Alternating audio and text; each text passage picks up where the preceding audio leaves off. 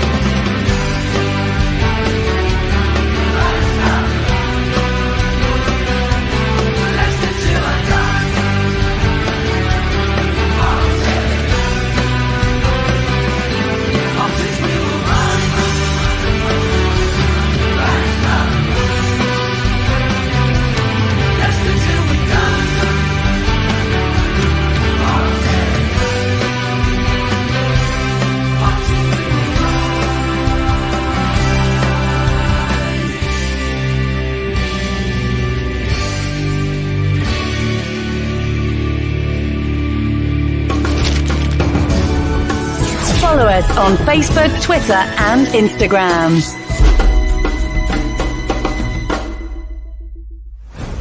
This podcast is proud to be part of the TalkSport Fan Network. TalkSport. Powered by fans. Right, Chris.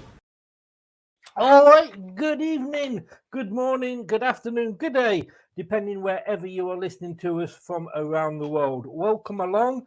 It's the latest installment of The Conversation, the one-to-one chats that I have with ex-players, managers, directors, anybody associated with Leicester City Football Club. I've yet to find a tea lady, but I am still trying. It's great to be in a good mood to be hosting one of these for once after the weekend's result, which is absolutely fantastic.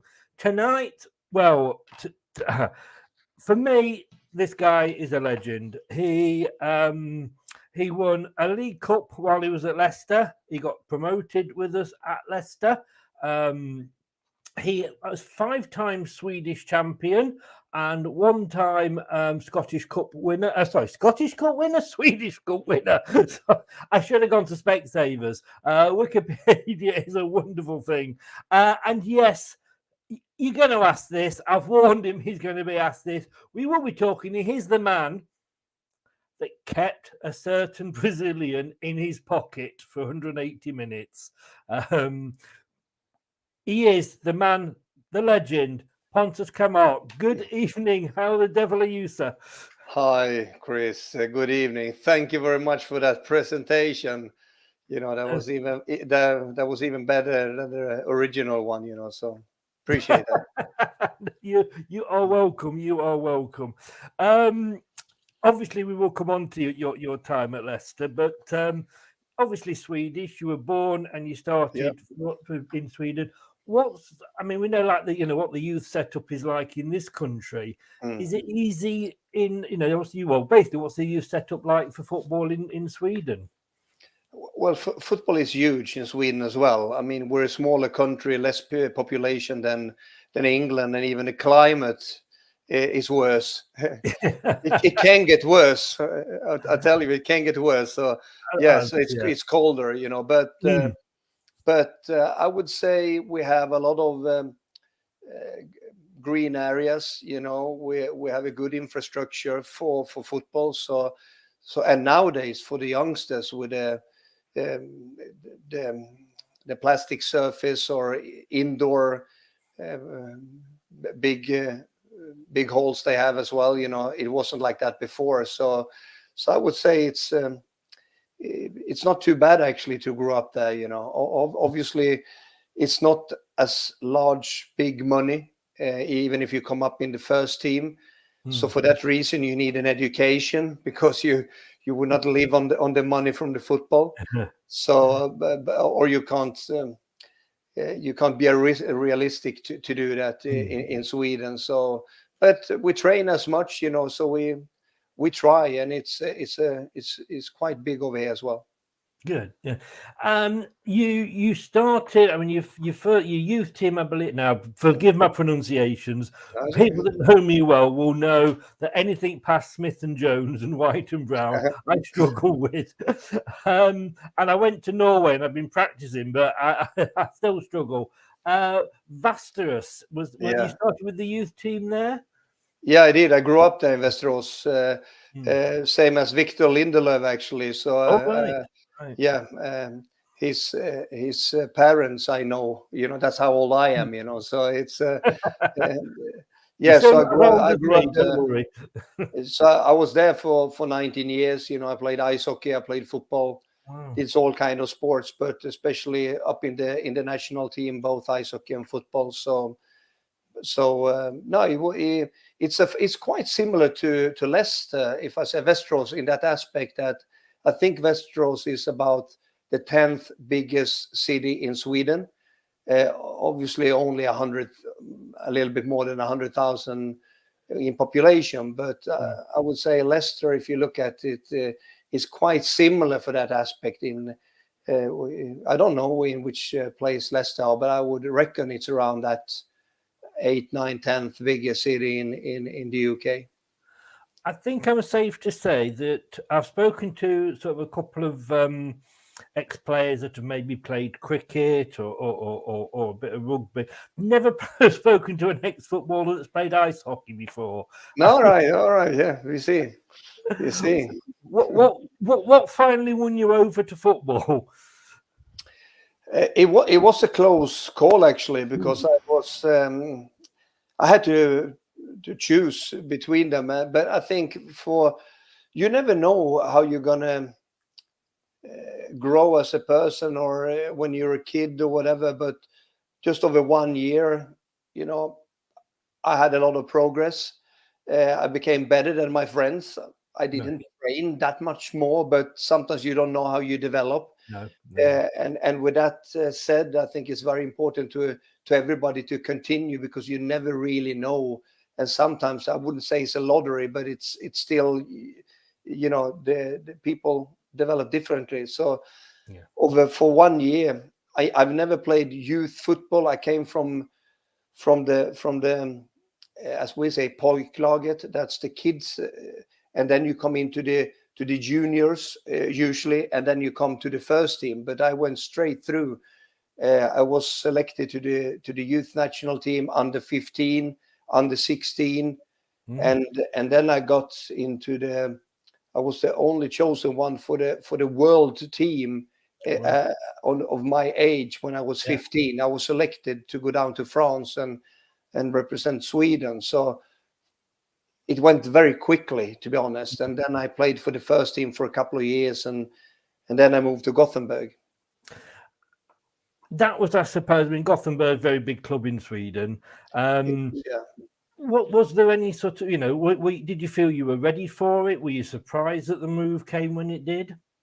I was very surprised because, as you say, nowadays, Premier League, Champions League, or whatever, it's so huge. For the youngsters, they won't remember, but there was a time, not that long time ago, when other teams could compete in Europe. And with Gothenburg, we actually reached a third place in Champions League. We were the favorite a few years later, 94. We got beaten by Bayern Munich in the after the group stage, and we were the favorites to go through. Actually, we were in the group, Man United, Barcelona, and we won that group. So back in the days, we could compete even in a club level. Now it's impossible. And just to add to your list of keeping players and clubs under control, obviously being a defender, goal scoring wasn't at the top of your charts, but you scored against Manchester United in the Champions League. Yes, I did. Yeah, and when I came to Gothenburg from Västerås, as you say, actually I was a central midfielder all my youth when I played, and then when I got up into the first team of Västerås, they used me as a winger or as a forward actually. Right. But it was in the national team they converted me into a wing defender, and maybe that's the luck, Otherwise, maybe I wouldn't have reached as far. So because most people think I'm just a defender, and but even in ice hockey I was a forward, and in the football I was a central midfielder. But I got converted. Yeah, I mean, like you say, Gothenburg, great success there. Yeah. Was it 5 titles you won whilst at Gothenburg? Yeah, in 6 years we won 5 titles. That's true. Yeah. And it must have, I mean, you say into the, very, very deep into the Champions League. I mean, what was it actually at Manchester United where you scored the goal, or was it at Gothenburg? It was home. We home. got beaten away. Unfortunately, we got into the kind of football. We didn't play it tactically well enough, So we got beaten 4-2 at Old Trafford, but we won 3-1 at home. So at least we took some revenge there. was that in the Alex Ferguson? Was he manager then? Yeah. And Paul Ince and Hughes and Schmeichel in goal, etc. So they had a good Ryan Giggs, of course. Yes, was playing in that team. I mean, we love you for what you did at Leicester, but we love you even more now. We know that you scored in a win over Red Devils. The Red Devils, exactly. And you say in the same group as Barcelona, and you topped that group, so it was great times. You won the cup as well, the Swedish Cup. Yeah, it's not as big over in Sweden, It's the league, and go to Europe. That was the main goal back in the days, for Gothenburg or whatever. But so I hardly remember even that I won the cup, But yes, we have the indoor cup and the outside cup as well. But it's like the Caribou Cup, It's not really that highly rated, So don't start me on the Caribou Cup. We'll be here all night. And then you suddenly got the call from Leicester City. Yeah. Again, I would imagine totally out of the blue. It was actually. And back in the days, well, there were agents, but not like today when they're 12 years old, have to have 3 of them, So it was differently. And but there were some rumors, I played in the World Cup. I played for my country.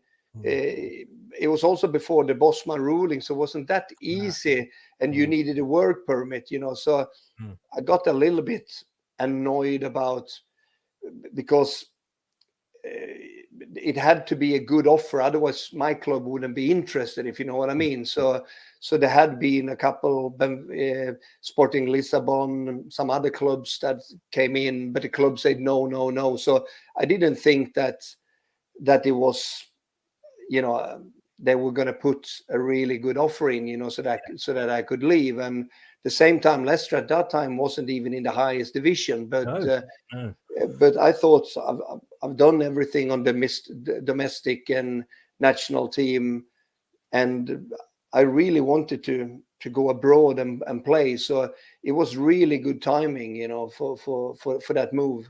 So everything came into place. And I mean, 840,000, I believe it was, the transfer. And I mean, it's a very good reason. Like you say, you've done everything maybe, that you could do at Gothenburg. But I mean, you just mentioned then the likes of Sporting Lisbon and what have you. But Leicester, we were a club that they say was in the second tier. You probably turned up, and Martin O'Neill used to say that when he brought signed players, he used to reverse them onto the pitch so that they couldn't see the stand on the far side. Yeah, exactly. I mean, you must have, coming to, because I would imagine, you were thinking possibly playing in the Premier League, which you obviously did at Leicester because we got promoted. But I mean, it was Martin O'Neill, was it, or Mark McGee that signed? McGee, it was Mark, and I think it was because I think they went over to. We played in Gothenburg. Sweden played Scotland, and I had a good game. I had a D game when I played all right, So I was lucky, I had one good game in the national team now. So So I had a good game, and I think that's one of the reason why they came in and asked, and you have to know that in Sweden we follow English football. I think we have broadcasted English football longer than England have broadcasted English football. Yeah, it's actually I could make fun of it, but I think it's the truth actually, because it's a tradition for 40 years or 50 years. I think we had a celebration for more than 50 years. We have shown the Premiership in Sweden. So everyone that follows football in Sweden, maybe they follow a Swedish team, but they definitely have an English team as a favorite team. So with that aspect, it's very popular to. Obviously now with Premier League, it's popular all over the world and with the money in it. But back in the days, it was very interesting to go to the British Islands and play. Yeah, and Mark, I mean, I've always got mixed feelings over Mark McGee. I've got to be honest with you. I don't like the way that he left the club, but that football to Wolverhampton for what reason? Yeah. My God. And they were seen as the bigger club. Yeah. How did that work out, Mark? Yeah. But we got Martin O'Neill. I mean, like you say, these things have a way of sometimes of working out. But I mean, was that a disruptive time at the club? I mean, you just signed the manager that you signed for within 3 or 4 months was walking out. Yeah.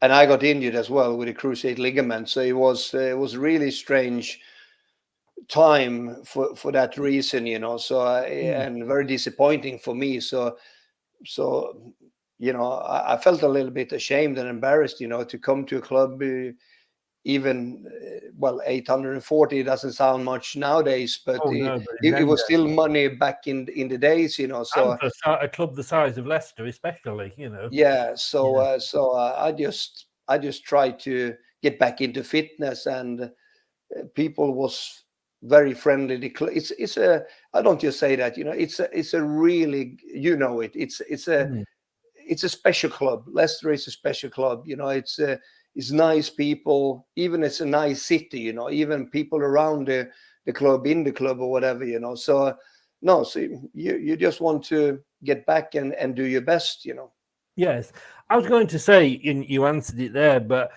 how I mean, you've come over to Gothenburg, you've left your friends, you've left your family, but they made you welcome. Was it difficult to settle in? Because of course these days we think of players sort of, we sign them on the Monday and they're in the first team on the Saturday. Yeah. For me, I got in on the Thursday, and on the Friday it was a Christmas party kind of, and then you were in the team, So it's it was. I think from my perspective anyway, I got into it right away.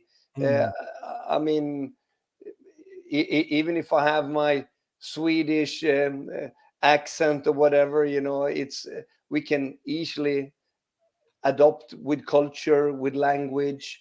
I really like British people as well, because it's a good warmth, they like to have a laugh, the humor is good, so no, I just loved it from the beginning, I always feel totally I've never been any good at languages. I wasn't at school, and I just think British people generally, we have this sort of, you speak English. I was on a safari in South Africa, and there was like a couple of Dutch people, some Germans, and there's only a couple of us English people there. But when we were talking in the evening, it was always in English.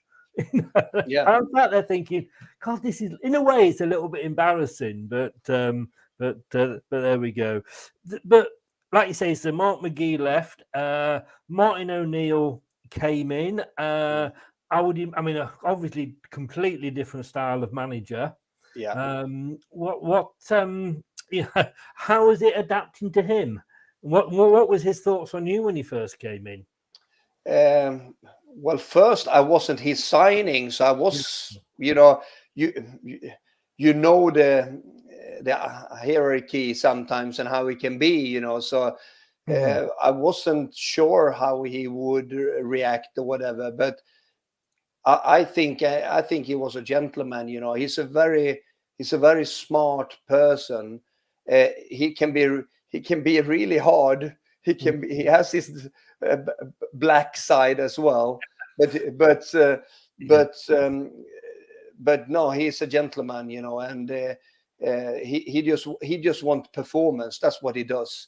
When I say that he can be hard or whatever, it's only because for him it's to win a game or bring the maximum out of the team, you know. So when it comes off the football, you know, he's the greatest gentleman you could meet, honestly. And I think he was really skillful. At first, I thought, like, you know, I know he was with Cluffy, you know, the punishment reward kind of regime. But I think he's very intelligent. He knows a lot of football. And we had an amazing team, I think, as well, you know, with a lot of great characters in the team, you know, sometimes not the best footballers, but they would fight until they dropped for the club, you know. So no, it was a great atmosphere within the team. It was a great time to be a Leicester fan because, of course, the success that at that time that was sort of huge for Leicester that we hadn't had before. You know, we won a playoff. You know, we seemed to at that time we seemed to be like an annual trip for Leicester fans to Wembley for the playoff. Yeah, exactly. Yeah. But you weren't included in the Palace squad, were you? In the final. When promotion. Yeah, in the playoff final. No, I was injured. I got injured so in the cup. So that's why. So I just played a couple of championship games, and then I got injured. It was in the cup game against Bolton. You know, I tore my knee. So when I got back, we were already promoted. You know, so I didn't have to do much than to cheer on. You know, so the rest of the guys did it for me. You know. I want to say, what was it like? I mean, were you sort of at the ground, or were you watching? Yeah, I was on crutches, you know, so it was absolutely, you know. So no, so that was, and we came from behind as well, even in that playoff, you know. So it wasn't 100% sure that we would, you know, get promoted, you know, but. Well, of course, during that season, I think it was the Sheffield United game that Martin O'Neill always remembers when the crowd wanted him out, shall we say, and he did turn things around. And of course, Julian Watts, I don't know if you remember Julian. Oh, Wattsy, of course, yeah. He's a regular on the show. He comes on and does quite a few shows with me. So he said he asked me to send you his best. So thank you. I will do that. But thank you. He says he still dines off the fact that he put the cross in for Steve Claridge to shin the ball in to the back of the net. Exactly. You know? That's what he did. He shinned them in, you know, that's what he did. Well, he trained him. I mean, there's that. And then obviously we'll come on to the final replay as well when he shinned it again. I don't mind if he shins it. That's what he does with his shins. I was happy. But like you say, there were some great characters in there. You know, you had sort of Steve Claridge, you know, journeyman, but always looked like he needed a shower. And I've got to ask you. We were only talking about this gentleman the other day, Zelko Kalac, the goalkeeper. Oh, yeah. Yes. I don't know how close you were to the bench, but Martin O'Neill always says that when he was substituting him at the end, which was a masterstroke, we're looking back, that he turned around and says, "Don't worry, boss, I'll win it for you." Did you have any idea that Martin was going to do that?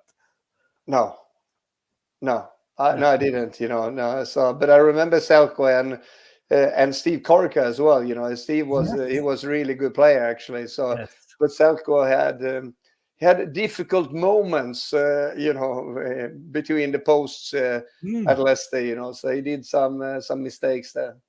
He did. We always remember. We always used to nickname him Dracula because he was scared of crosses. But he went on. I mean, he went on to have a great career at AC Milan, and excuse me, all credit to him. But they did World Cup for Australia as well. Yeah. I mean, I've got to say, I mean, I remember watching that, and you know, like I say, we'd been to Wembley so many times, we'd lost most of the time. I can remember the Swindon game when it was like, you know, 3-0 down, got it back to 3-3, lost 4-3 on a dodgy penalty. I remember watching that. I mean, to win it in the way it was done, I mean, to my mind, it's like, you know, the famous, they think it's all over, it is now commentary. And I remember the commentary from that going like, this could be the winner from Claridge. It is, you know, it was a great atmosphere. What was the trepidation going into the Premier League at that time? What was the? Sorry, was like, you know, did the club, because obviously there's a lot of clubs that got promoted, and we'd done it before and come straight back down. Was there a different feeling under Martin O'Neill that actually this was going to be different? No. No, everybody thought that Leicester was the team that was going to go down. It was only who were going to join us back down again. Yes. But I think that we knew we had some quality in the squad. But if you look at it, I don't think we realized how good of a squad it actually was, if you know what I mean. Because if you look at the names now, it's easy to say, oh yeah, he was a good player. But back then they weren't well known. I mean, Mussi, you didn't know that Mustafa Issa was going to be Neil Lennon, you know, Gups, Matty Elliott. You know, there was so many players, Heskey, that he was going to become what he became, etc., etc. So. And and then we had Casey Keller in goal later on as well. So it was not a bad team, and that's probably why we were in the middle of the league each year, because you know, but we were not well known, so we were not big names back then, you know. So I think everybody hated playing us, didn't they? If I remember. Yeah. We were strong in the boxes, you know. We had really strong headers, you know, with Walshy as well, you know, and Marshy came on sometimes as well, and obviously with Matty amongst others, you know, we were difficult to play against. Oh, definitely. And I'm noting you didn't mention Robbie Savage, and I Sav, he just annoyed the opponents. That's what he did, you know.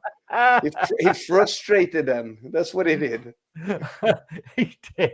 Oh, bless him. He got he's loved and hated in equal amounts by Leicester fans. Yeah, I understand. But I mean, Steve Guppy, I mean, you know, had he sort of been playing for a Liverpool or Man United, he would have been a regular for England, wouldn't he? Yeah, for sure. Yeah, you know, like you say, some great names, and I must admit, Nottingham Forest this season, they've come up. They got through to a semi-final. Obviously, getting to a final in the first season up isn't for everybody. They couldn't do it. We did it. I mean, Wimbledon in the semis, wasn't it? I believe. Great times and two-legged games. And again, was it? I think Simon Grayson that got the winner. And we went through on away goals. If my memory. You're probably right. I don't remember. No. Fair play. I'm just having a look here. In the next, let me just have a season behind myself here. Let me have a look if it tells me. League club. Yes, it was Wimbledon. Yeah, we played Wimbledon. Who were another not fancied team and didn't expect to do much. And was Vinny playing as well? Vinny Jones, was he playing that game? Possibly. Let's have a look. Vinny Jones. I was at the Q&A with him a year or so ago, and he, because he does a bit of singing. And when you go up beforehand and you do, you shake your hands and you get your picture taken. And I said to him, "Are you doing any singing tonight, Vinny?" And I won't tell you his reply, but I left very quickly. Let's just have a look whether he was still there or not. Is it not? Oh, it's not showing me. It's not showing me. Dwight Gale got a goal on the 23rd minute, and then it was in the away leg because it was 0-0 at Filbert Street. And then Simon Grayson, another defender, got the goal. And we went through on the away goals rule. That's brilliant. Those are the best. Yes, I mean, it was amazing feeling. And we got obviously to Wembley, and the great match that was, like I said, it's going to get mentioned. You were established by then in the team. I mean, mid-table, just before we come on to the game itself, mid-table for the whole league was, it was just totally unexpected. Yeah, definitely. And they had some good results that year as well. We'd already beaten Middlesbrough in the league at home, away from home, at their place. We'd beat Tottenham, then doesn't everybody at the moment? Exactly. Unless you Man City, we'll leave that. We beat Derby 4-2 in a classic game. We were knocked out the FA Cup by a controversial goal, so we say, to Chelsea. But we got to the final of the League Cup, and it's like we just, again, it's the sort of thing a club didn't do in the first season back up in the Premier League. Yeah. And, I mean, I remember Julian saying when he was walking out for the playoff final, literally he was pooing himself as he was walking out. What was it like for the final walking out? It's great. It's the best feeling you can have, and especially when it's like a final, because with half of the stadium being blue, so with the home supporters or the Leicester supporters or whatever, so it's it's a great feeling, to be honest, and always to play on Wembley, because if you play at Wembley, it's heaven and hell, isn't it? It's a final, and either you win it or you lose it. So it's a great feeling. I've been playing there against England with Sweden as well, and it's special to play on at Wembley. I did get to say I didn't get to that final, but I did get to the final when we beat Tranmere, which was the last one at the old Wembley, and. She was a grand old lady. There was just an atmosphere, and it was ready to be knocked down. I've got to be honest with you, but what a game that first leg was, though. I mean, we all know, like I say, and I showed this sort of right at the start, and I showed you before the game, but we all know that you had you had Juninho in your pocket. Has that weighed you down over the years, or is he still there? He's asleep now, but I can wake him up if you want to have a word with him. No, it's fine. Let him sleep, bless him. Let him sleep. All right. Did you know? Because I mean, it literally was a man marking job, wasn't it? And a role, I think, if I've read this right, that you hadn't really sort of ever played before. How did Martin approach you with it? Well, not to that extent, because we've done it. I think I played Liverpool away. I was following McManaman, but more not all over the pitch, if you know what I mean. Not like standing 1 yard, half a yard away from him for 90 minutes, we played quite a lot of 1-against-1 at training. So I know that Gaffa knew that. I'm quite good at that, I'm quite strong 1-against-1, and a few weeks before the final we didn't play a good game against Middlesbrough, because they they beat us quite easily, and it was the little magician who torn us apart. They had Emerson as well there, but Eugenio was a different level, So I think Martin knew that, well, we need to do something. It's better to play 10 against 10 and bring us, the two of us out of the game, Yeah. And I think it's a masterstroke from Martin, because I think he was so good at that time, and he would have hurt us, So, and it's also, I have to be a little bit honest and modest as well, that it's not that easy to play against somebody if the only thing you do is defending, and if you don't let them turn, if you know what I mean. It's not that easy as an attacker. It's easier if you can turn around and come with speed. So, but if you play it the right way and be close from the beginning, then it's not as easy. No. I mean, Ravanelli. I mean, another top name. Exactly. They had some players in that team, didn't they? I mean, with what he scored, sort of, into extra time, and we thought, well, that's it. And then, I mean, right at the end, I mean, I can see that now, that it wasn't the cleanest goal that Leicester have ever scored. But my God, when Heskey forced it over the line, it was like unreal. 118 minutes gone. I think that's probably where the Foxes never quit all came from, because Martin did used to make you play right up until the death, didn't he? Yeah, exactly. Exactly. So he came out on the pitch and told me I was going to play, and that he wanted me to play against Eugenio and go man marking. So I didn't know before that. No, and I mean, I was a stupid question to ask, really, but was it? I suppose it wasn't easy. No, it's not easy, but you just have to try to do your best, So I mean, that's all you can do, to be honest, And I knew I was in really good shape because I had been injured, which meant that I've been training very, very hard,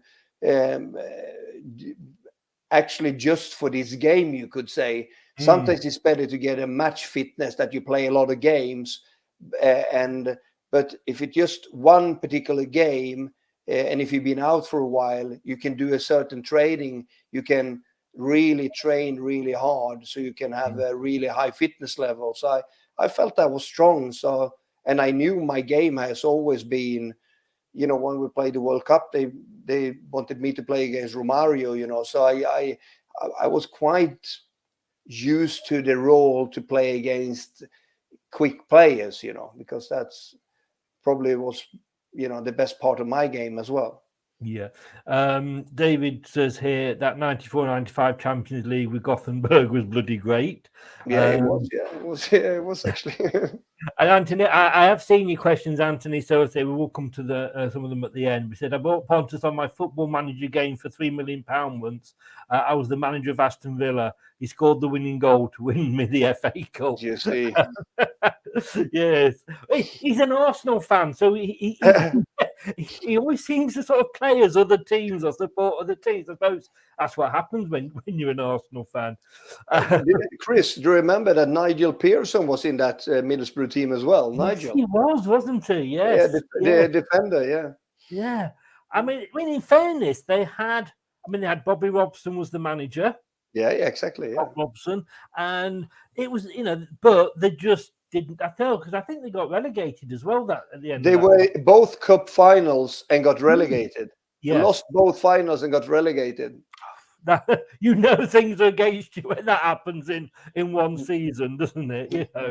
But we got out of jail free, if you like, almost, and it went back to Hillsborough, Sheffield Wednesday for the replay, and another shin late into the game.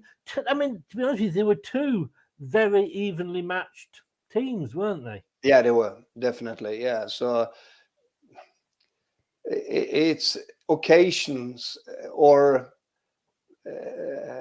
or somebody does something magical that's going to change a game like that. Because, like I said, they had their chances as well. In the first leg, I remember Ravanelli had a couple, or at least one really good chance, and so. But that sport, it's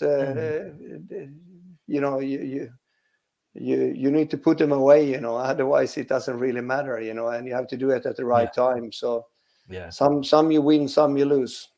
Yes. Anthony's going to hate me in a minute because of a game I'm going to talk about. But we won it, and we'd won the first. It was the first, the first cup of the season. We were in Europe again, and we were. We seem to, as always, we seem to get Atletico Madrid. But I mean, when did you sober up? To ask you that. Well, I'm not a big drinker, so I probably was the first one. I was the first one that could drive probably in that team, but no, it was great fun. I can have. I'm not a non-alcoholic. I can have a glass of wine. I can have Actually, I like English cider. I like Strongbow and stuff like that. Now you're talking. Now yeah, exactly. I like you more and more. This game, scoring against Man United, liking cider. Oh no, I love cider myself. Got to be apple though. No, I don't like any of these flavored ones. No, not too sweet. A little bit dry.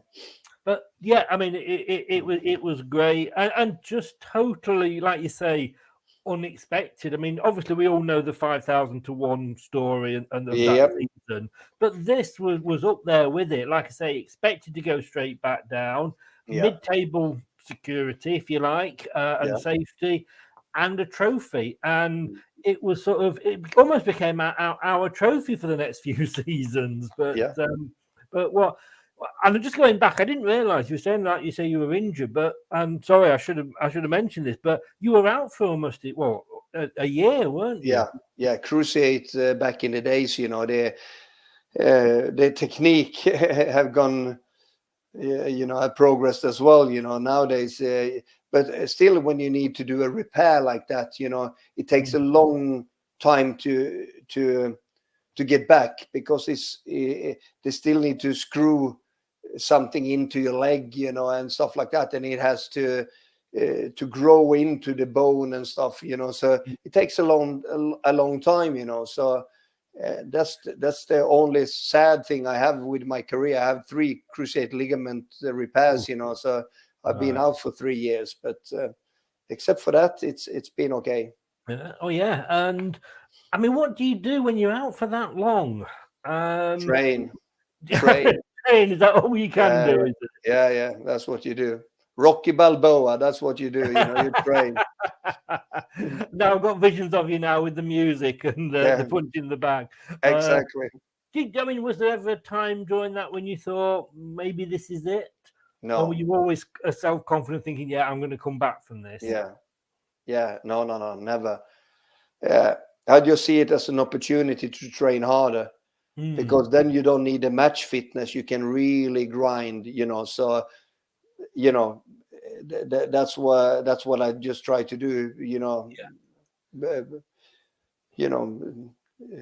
it's not a bad life anyway, that you can go and train twice a day. So, but you have to have that kind of, I think, to get into that mental thought as well. Otherwise, it can bring you down. If you start getting miserable, I'm injured, then it's not good for you. You have to get into the bubble, and like the Rocky Balboa bubble, and really try to get back, come back stronger. That's what you're gonna try to do. I mean, you mentioned a few players from sort of the squad at that time, but I've got to ask you about Steve Walsh. Yeah. I mean, what? Again, somebody we speak to regularly for the show. Was he as mad as he seemed on the pitch? Because he wouldn't shy out of it. I mean, I think he still holds the record for the most red cards by one player in the Premier League. Yeah, definitely. No, he was a captain. You know, I know that Matty as well had the armband, but back in the days it was Walshy. You know, and rightly so. I mean, off the pitch he's the nicest person you could meet, but on the pitch, you know, he wanted to win so badly, and he was sacrificing his body into situations where I was like, you know, you just don't get into situations like that. You know, he could have broken every bone. You know, I remember up when we played Everton, him and Duncan Ferguson had you know, it was like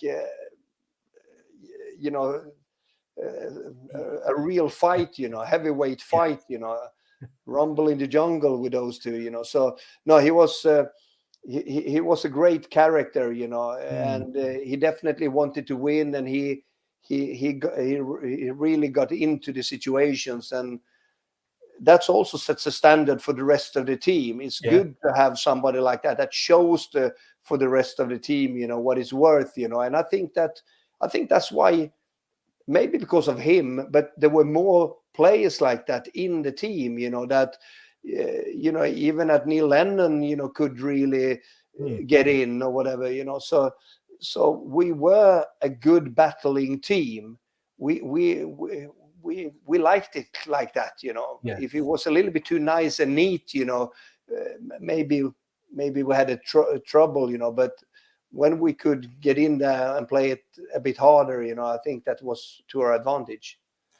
I mean, we could certainly do with more players like that in the team at the moment. We don't seem to have anybody with that bit of grit. Do you know what I mean? But I mean, next season we didn't do so well. I think we got knocked out quite early on in the League Cup by Grimsby. But again, a couple of seasons of mid-table safety. And like I said, we were a club and a team that nobody wanted to play.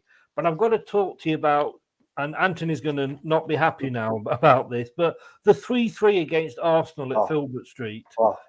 I mean, what? And that, you know, and again, always one of the things you remember from that is Steve Walsh and Ian Wright eyeing each other. Come on, then, you know, at the end. I mean, what a game to be part of that was. Definitely, it's the game I actually always mention myself as one of the craziest games I've ever played. One of the most memorable games I've played. First, you play Arsenal, which was a great team back in the day. Well, actually, now they're top of the table, you know, but they have had a couple of hard years behind them, you know, but they had a really great side back in the days. And with Dennis Bergkamp, 3 goals. And I actually think that, correct me if I'm wrong, but when they scored 3-1, people were leaving the stadium. And I don't know how many goals that were made on extra time, but I think it's at least 3 that was made on extra time. Well, yeah, I mean, Dennis Bergkamp, 9 minutes into the game. Then on the 61st, I think that was the one where, I think it was the third one where he left Matt Elliott. He just like flipped it over him. What a goal. What a goal that is. It was. Yes, it was. And I think Matt Elliott has always said, like, he's so glad he got one back at the other end. But yeah, exactly. The 84th minute, Emil Heskey got one back. 84th. So it was 2-1 at 90 minutes. So yes, like you say, 3 goals in injury time. Yeah, crazy. Yes. Yeah. I mean, fairness to Anthony, he does say 3-3, that's my best Arsenal versus Leicester game, Bergkamp hat trick. But it was just, I mean, you know, Martin O'Neill jumping up and down on the touchline. It was like, when's this going to end? And Arsenal fans players going mad at the referee at the end for all the extra time. But they were like you And say, a corner kick, you know, and the rest is history. yeah. And, but ball the other chip. thing was Matt Elliott looking like he played for Brazil with that goal that he scored. I mean, what was the dressing room like after that game? I was crazy. Well, I don't really remember by so long time ago, but I mean, it was a crazy game, and I can just imagine because the way it ended as well, you know, come from behind, and because when 3-2 came, you know, it was like, yeah, okay, that's it, you know. So, but 3-3 and the whole stadium exploded, you know. Yes. Sorry about the people on the car park that they didn't because they were leaving, you know, so they could just hear the three the sheer after the sheer after the sheer, you know. So yeah, don't leave the stadium, you know. Stay. Well, no, in those days you couldn't, because, like I say, if anybody thought about having a rest, sort of, 85 minutes onwards, Martin, I'm sure, would have chastised you. But certainly, from my point of view, all good things come to an end. We won another cup, but you 1999, you moved back to Sweden. Yes, I did. I had my daughter in Sweden, so I promised her to only sign one contract out of Sweden, and I didn't go back to Gothenburg. I signed for AIK up in Stockholm, and they were playing the Champions League, actually against Arsenal. We spoke about we had them, Fiorentina. Please tell me you beat them. Please tell me you beat them. We were close, but we didn't, unfortunately. Back in, we were not strong enough. Gothenburg team a few years earlier we spoke about were a stronger side, you know. So I moved back up to Stockholm and to be closer to family, actually. And from there, you eventually moved back and came full circle and came back to Gothenburg. Went back to Gothenburg. Yeah, I used to be the captain of the team, and the Gothenburg fans were not happy that I didn't end up in Gothenburg, and also my teammates. So they went to the board and they got me back home again, kind of. You know, I wanted to go there as well myself, so it wasn't that difficult, you know. But so I was only in Stockholm for 2 years, and then I got back to Gothenburg. We talked obviously about your Swedish career. Third place in the World Cup. Yeah. I mean, only behind Brazil and Italy. I mean, that's not a bad thing on your CV either, is it? No. I'm proud of being a part of that team, and as you say, we played Brazil in the group, and we drew 1-1 against them, and that's when I played Romario then in that game, and then we got to. Pardon? Is he in your other pocket? No, he's out partying. That's what he is doing. He was a party animal, Romario, you know. So he doesn't stay home that much. But and then we, strangely enough, we have to play them again in the semifinal. We had a very weak game. We had one less day to recover, and we had a really bad game. We only lost 1-0, but we should have lost more, to be honest. But then we at least won 4-0 for the third prize against Bulgaria. You know, Risto Stoichkov and his teammates. Third in the World Cup again. Nothing to be sneezed at. Now, obviously, you are working in the media in Sweden, and you said you cover the Premier League. Yeah, we do like match of the day, or we broadcast Premier League. So sometimes I sit in the studio. I was in the studio.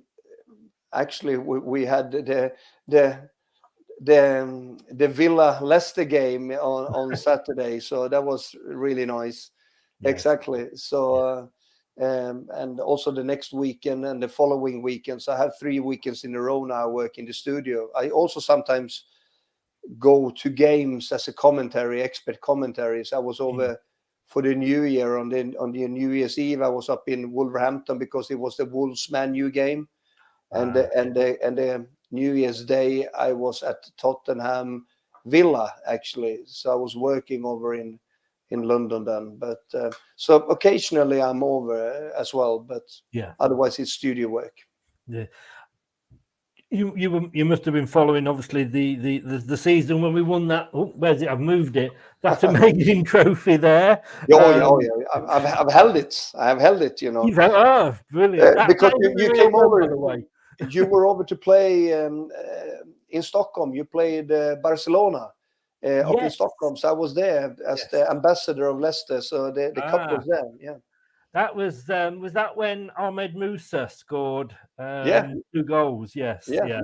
What? I mean, just a sidetrack. I absolutely thought he was going to be absolutely brilliant. He was flying that game. He was flying. He was, but they stuck him out on the Claudio stuck him out on the wing, and he wasn't a winger, you know. But then, nobody was going to replace Vardy, obviously at that stage. No. How was it taken in Sweden? You know, this club Leicester. Obviously well known because of yourself and that link, but we weren't a Man United or a Liverpool and I'll say Arsenal because you're in Anthony, but we haven't got that worldwide recognition. No, but that season it went absolutely bananas. Yeah, and it's still, I mean, it's still over here. People still remember. So as you say, it's a phenomenon. I mean. You remember even if Leicester is not as big brand as Man U in the world, but that season is a brand of itself, and I think that Leicester have gained so many supporters around the world. First of all, because they've done really well in the Premiership, but also because of that character and that season. I think also helped put Leicester properly on the map, I think it happened to be us. I mean, had it been saying a Villa or some or Wolves or somebody, I think people just we gave teams that were outside that big six. I hate calling them that, but it gave hope to them all that this could be done. Won by 10 points. Yes. Won it by 10 points. That's just ridiculous. It wasn't like 2 points or 1 point. It was 10 points. I remember the Spurs fan talking funnily to Robbie Savage on the last day, claiming that they were the better team than Leicester. And it's like how can you say that when you came second? I mean, they beat us twice, did Arsenal, but they still couldn't beat us overall. So that's always nice to remind of. But yeah, it was. And I mean, I was doing podcasts and interviews and. I would be ringing up another sort of podcast saying, "Look, can you speak to sort of Japanese radio on Monday for me?" Well, yeah, but if you can do New Zealand on Tuesday for me, it was absolutely. I've never been so knackered during a football season before, but it was great. It was, and I would not swap it for anything. The World Cup, sorry, the FA Cup does come a very close second. But I mean, great. Yeah. And I'm going to say, you say you're covering the football now. Again, it was almost after we'd won it that the big clubs kind of said, we can't have this again. And, it's gone back now to sort of normality. Now, Newcastle have come along, but of course they've got a little bit more money than a lot of the other clubs, and they'll probably exactly they will smash it, I'm sure, because of the money. But do you, I mean, it's changed a lot. Do you think it's changed for the better? Which to the better? Football generally now, because there's a lot more money around.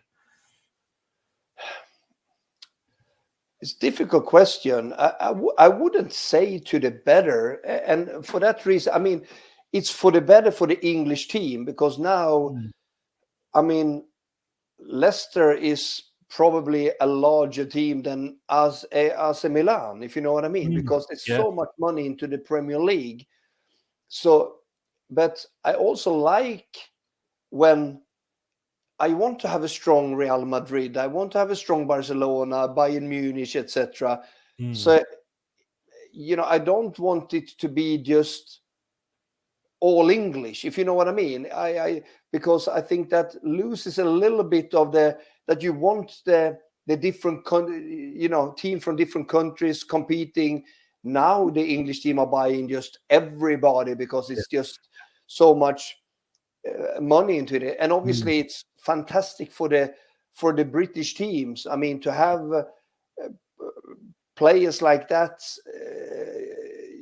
signing for Nottingham Forest. You know, you come from PSG, Keylor Navas, Champions League win. You sign in for Nottingham Forest. You know, it's like that. That didn't happen 10 years ago, if you know what I mean. 2 years ago, maybe. You know, but at the same time, everything is changing. So you have to keep up with everything, and they've been very smart with the marketing of the Premier League, and that's where everybody wants to play. It is they spoke about the Super League.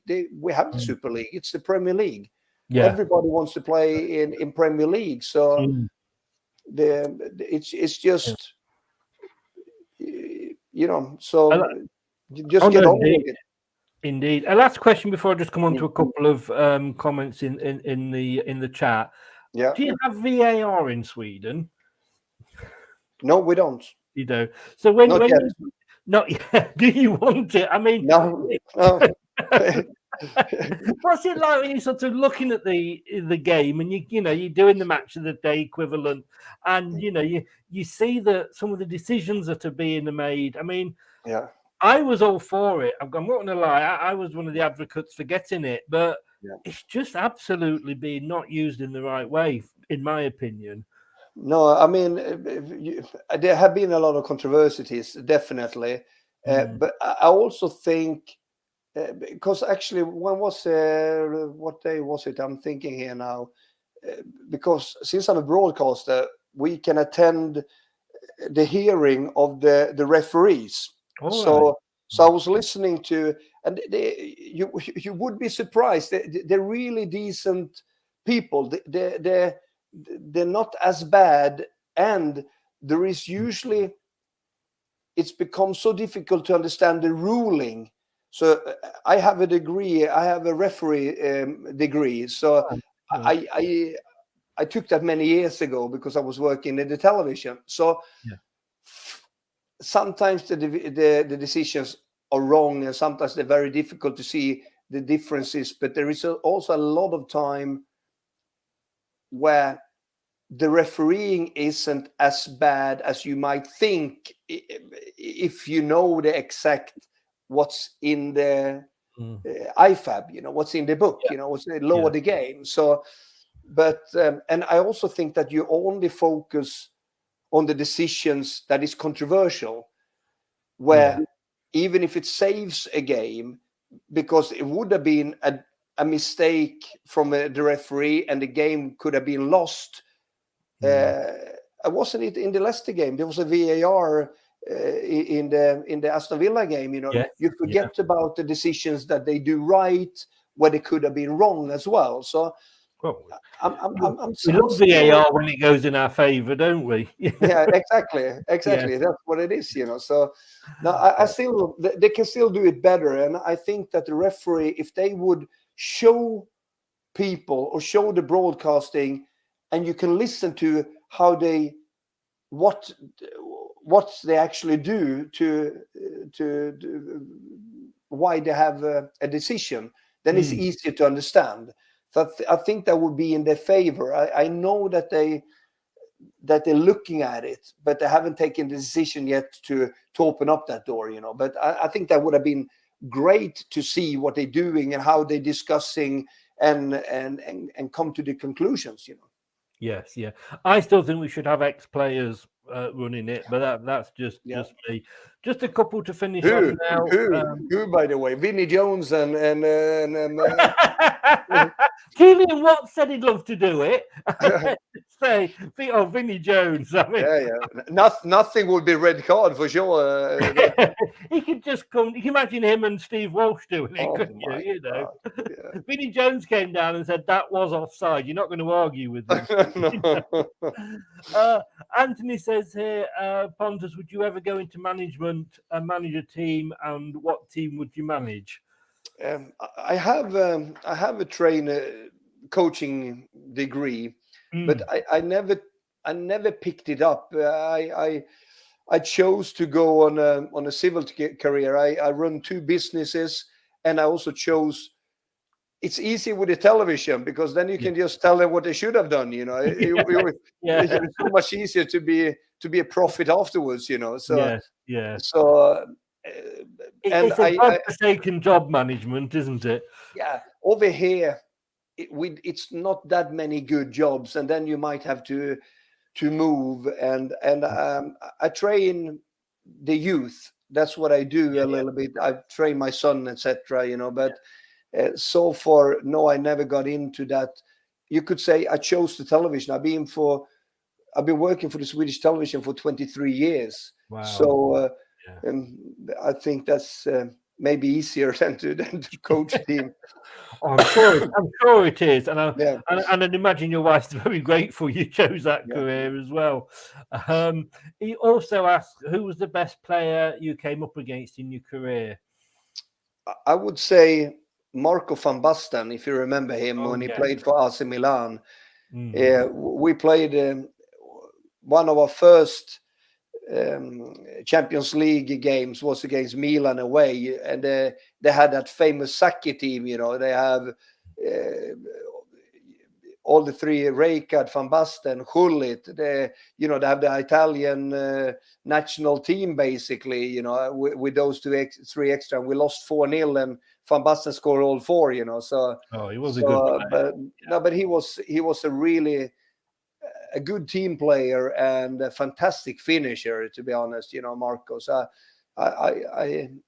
it's been quite a few good ones, but if I have to say one, I pick him.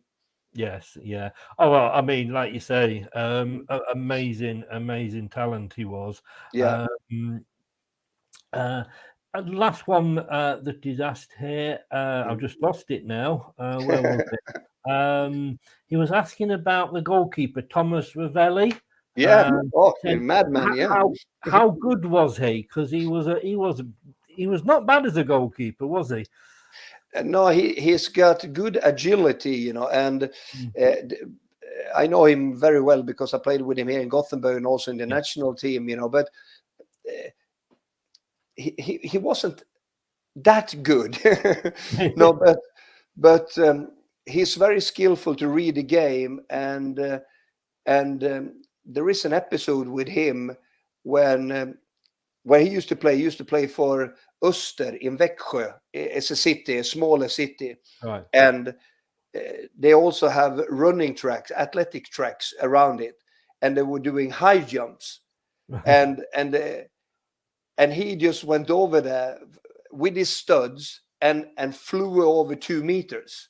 So, with his studs. So he was very good handling the ball, you know, so his agility up in the air and stuff like that was really good. So we usually make fun of him because he wasn't as bad because he had a lot of criticism before the World Cup if he was going to be the first keeper, but then he had a really good World Cup, and that saved his career and his reputation and everything. And he was quite funny with the thing he did with the ball. You know, he was a little bit of a madman, you know, but they always say goalkeepers are. Yeah. Different breed. You know, but, you've got to be mad to be a goalkeeper. Yeah. Very last question, and this is coming from me. Will Leicester stay up this season? Oh yes, definitely. And I was a little bit worried. I think they would have stayed up anyway, but now with the trampoline effect, the 3 signings, some more fresh blood into the squad. With that result against Aston Villa, absolutely, I would say no problem at all. It will be interesting to see the next coming games, though, because Leicester will be difficult to play against. I think it's Tottenham, it's Man U, it's the Chelsea coming up. There's some really big games coming up. Thanks for reminding me. Yeah. But I think this is the right time now, because even if you're not supposed to win to a couple of those teams, no, it looks really interesting, and the 3 signings looked promising as well. So Tete was flying, and I think the Christiansen did really well. Oh, what a great player! No, it looks promising. Yeah. So fingers crossed. Fingers crossed. We look up in the table. We don't look down. Pontus, I've got to say thank you so much for giving up your time and coming on. I really do appreciate it when My players pleasure. do this. Sorry about my throat a little bit. I've had a little bit of a flu during the week, but I'm all right now. No, that's right. Well, it's good that you're all right, and I'm so glad that your English is so good, because my Swedish is non-existent. All the best to you and your family. Thank you very much, Chris. And I really do appreciate you giving up your time, and thank you very much. Yeah, and foxes never quit. Yeah, this is true. Have you got that tattooed anywhere? Yeah, on my butt. No, I'm just joking. Well, I don't know if you can see it there. Yeah, you see it. Oh, you see it. I got chat shit get banged. It was a drunken Facebook post that I did at Christmas, and you should never post on Facebook when you're drunk, But anyway, no. As I say, thank you so very much for your time and coming on. It's been great to have you on. As Mike says here, top man. You are. You've been brilliant. And take care, and hopefully speak to you again soon. Definitely, no problem. Brilliant. Thank you very much. Take care. Bye-bye. Bye-bye. Thank you so much to Pontus for coming on. One of my heroes, and I always have to pinch myself when I'm doing these, that I'm talking to people that I watched out on the pitch. I watched playing football. I watched winning cups, and it's just great. It's just great that they do that, and I'm always appreciative of them giving up their time to come on and do that. What's coming up next, I hear you ask? What's coming up next, Chris? Yeah, I knew I'd heard you ask it. Well, let me tell you. Coming up next on Leicester Till I Die TV.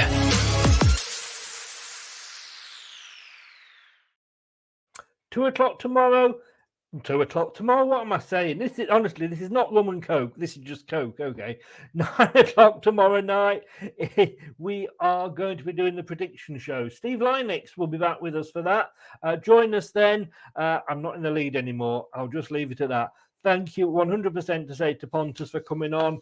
If you've been listening on the podcast, thank you so very much for lending me your ears. You can have them back now. And thank you very much for watching. Take care, and I will see you tomorrow night.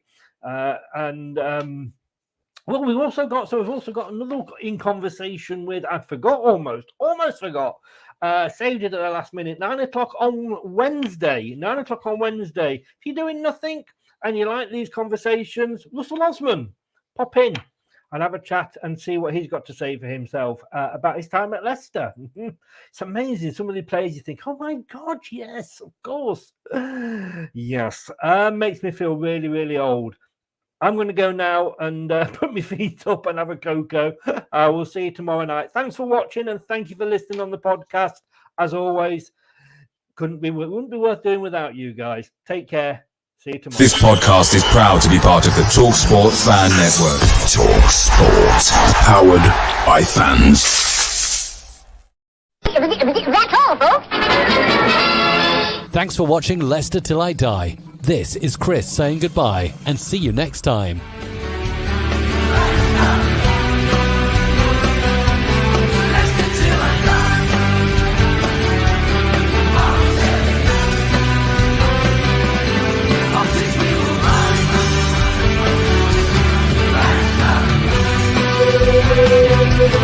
Leicester till